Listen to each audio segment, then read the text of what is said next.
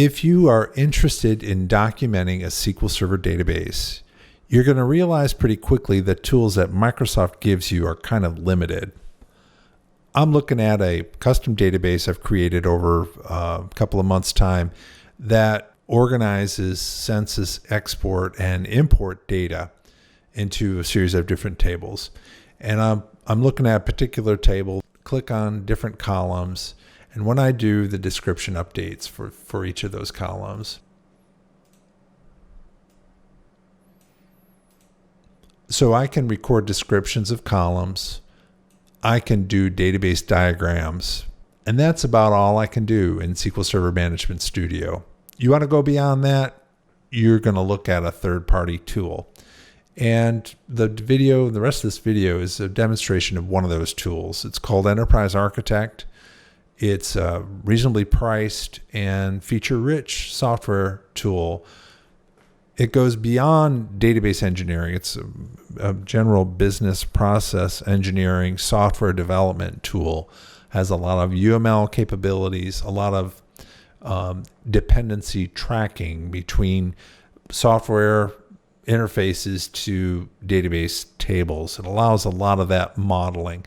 But for our purposes in this video, I'm going to emphasize some of the database engineering tools that it has and the database documentation tools. So we're going to use the same example. And we're looking at the Enterprise Architect right now. This is a particular project, and one in which I've previously pointed it to that same SQL Server database we were looking at a minute ago. It's called BlogRef. It's the name of the database. And what Enterprise Architect allows you to do is periodically synchronize and make sure that Enterprise Architect has the latest understanding of the SQL Server database structure. And I'm going to demonstrate that in just a minute. But the other key capability for our purposes is an easy way to document things about columns and tables and other database objects.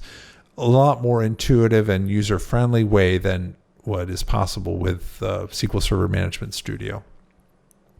So we're looking at a particular table here, and I can just toggle between columns as I'm doing here, and I'll see that the description updates here. It's a little bit more easy to, or a little bit more intuitive, user-friendly than what's provided to you in SQL Server Management Studio. So let's say that we want to keep track of the origins of data or some table-wide peculiarities of what the table represents. I'm going to go to the project browser, right-click on that particular table that we've been talking about, choose Properties, and Link Document. And when I do that, it'll give me a detailed data entry, Microsoft Word-like editing environment that I can talk about what's unique about this particular table. Where did the data originate? What does a record represent in the table?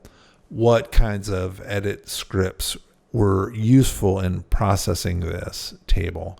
Just all of the loose ends that come up about the data that exists in a table. Okay, so this is a linked document.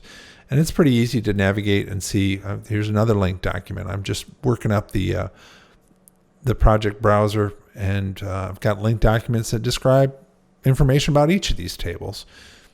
Something you revisit a year later, these are the sorts of things that can help jog your memory about what's there. All right, I'm going to dismiss this screen now and go back to the database builder, which is this database-specific special capabilities that Enterprise Architect offers. And I want to simulate what it's like for Enterprise Architect to identify changes in the data structure. So we're going to go in and really quickly add a new column to this table. And rather than bore you with an explanation, let's just drill through this.